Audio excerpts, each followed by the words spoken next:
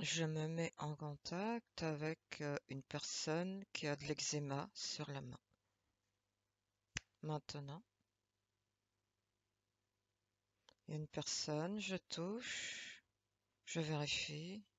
Mélanie, une jeune femme qui a 27 ans, 100% humain.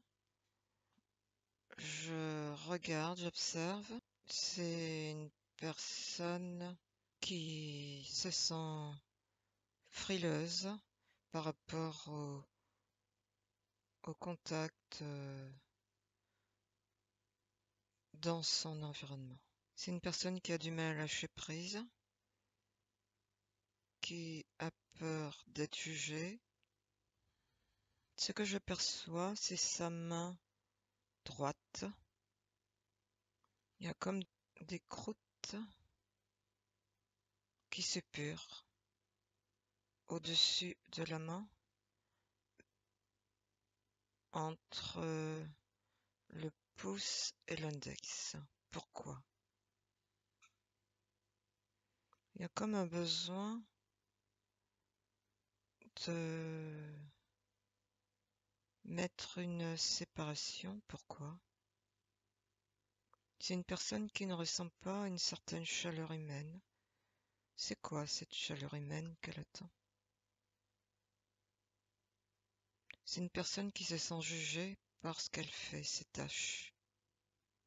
C'est une personne qui a la sensation d'être jugée parce qu'elle fait, mais elle-même pense aussi, elle pense. Elle n'est pas sûre, elle est dans un doute par rapport à ce qu'elle fait. Quand elle s'occupe de ses enfants, elle a une sensation d'insuffisance. Par rapport à quoi? De ne pas en faire assez.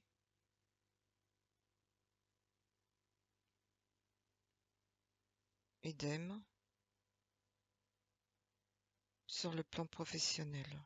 Quand elle travaille,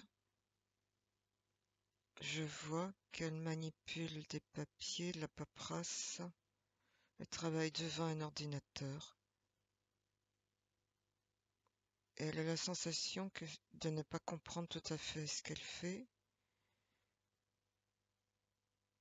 de ne pas être totalement investie dans la tâche, dans sa tâche. C'est-à-dire,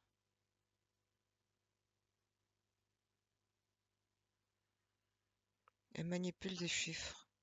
Elle travaille sur un écran. Elle a les doigts sur le clavier. Il y a des calculs. Ça me dit qu'elle travaille chez un comptable et elle a fait l'objet de remarques parce qu'elle a fait des erreurs. Ça a créé des doutes, en tout cas amplifié des doutes chez elle. Des doutes sur le fait de ne pas être totalement compétente dans son travail. Et j'entends qu'elle a peur des moqueries. Pourquoi a-t-elle besoin de créer cette croûte au niveau de sa main droite?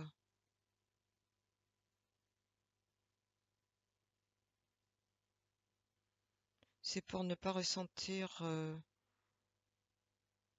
une insuffisance dans son travail qui, selon elle, va déclencher un regard, des jugements sur elle. Elle ne veut pas être au contact de ce qu'elle estime être sa propre insuffisance. Alors je vais à la toute dernière fois où elle a déclenché cet eczéma. Maintenant. C'est la dernière fois où elle a habillé son fils Et son fils est rentré. Son fils a déclaré une pharyngite et a été malade. Elle s'est reproché de ne pas l'avoir assez couvert. Et donc du coup, qu'est-ce que ça lui fait? Elle a ressenti en elle comme une culpabilité, un manque dans le sens insuffisante à protéger son fils, une colère, et elle a eu la sensation que son environnement la jugeait aussi. Son environnement, c'est son conjoint, c'est sa mère. Sa mère qui est là et qui, par moment, reprend ce qu'elle fait. Et par exemple, ici, je vois que quand le gamin était habillé, sa maman, quand elle arrive, elle passe derrière et elle le change et lui donne une veste qu'elle estime être beaucoup plus chaude. Et là, Mélanie, elle regarde et elle se juge.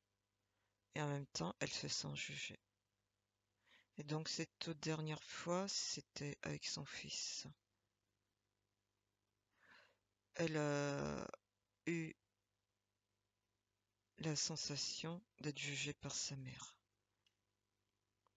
Mais sa mère n'a rien dit, mais c'était juste par le regard. Et donc du coup, 24 heures après, elle a eu de l'eczéma sur la main. Cet eczéma représente quoi pour elle? C'est comme une barrière, le besoin d'éloigner, de ne pas se mettre en contact avec, avec ce ressenti-là, qui est difficile. Je me sens insuffisante dans mon rôle de mère. Mélanie a la sensation d'être coupée. Qu'est-ce qu'elle aurait aimé avoir? Une attention différente. Pour elle, l'attention qui lui est portée, c'est pour l'évaluer. Elle n'aime pas ça. Qu'est-ce qui lui manque? Un regard chaleureux, attentionné, de la part de sa propre mère. Et elle me renvoie quand elle était toute petite, où il lui a manqué ça. C'était régulièrement des reproches de la part de sa mère qu'elle avait. Et donc, elle se sent séparée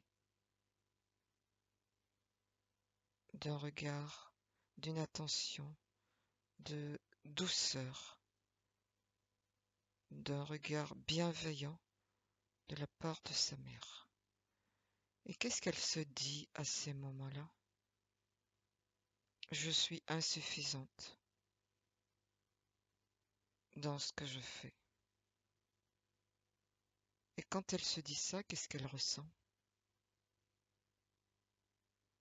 Une colère, une frustration. Et elle développe la peur d'être jugée. Eh bien, je vais à la toute première fois pour Mélanie, maintenant. C'était in utero. Elle ressentait les douleurs de sa maman qui l'attendait. Elle pensait que elle était fautive. Qu'est-ce qu'elle a ressenti? Elle s'est sentie de trop, comme si c'est elle qui créait les douleurs ressenties pendant la grossesse, comme si c'est elle qui générait les douleurs pour sa maman. Et donc du coup, quelle était l'émotion ici, in utero? D'être de trop, d'être, de créer des choses indésirables à sa mère, d'être gauche, d'être de trop. Et donc du coup, elle avait envie de disparaître, de se faire toute petite. Et là, en faisant ça,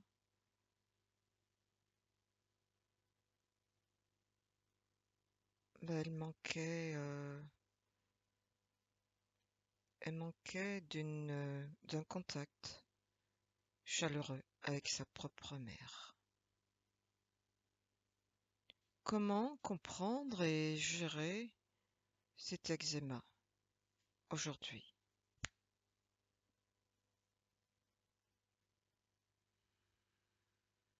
C'est de sortir du rôle de victime, où on voit là, elle se victimise. C'est de ma faute, je suis insuffisante,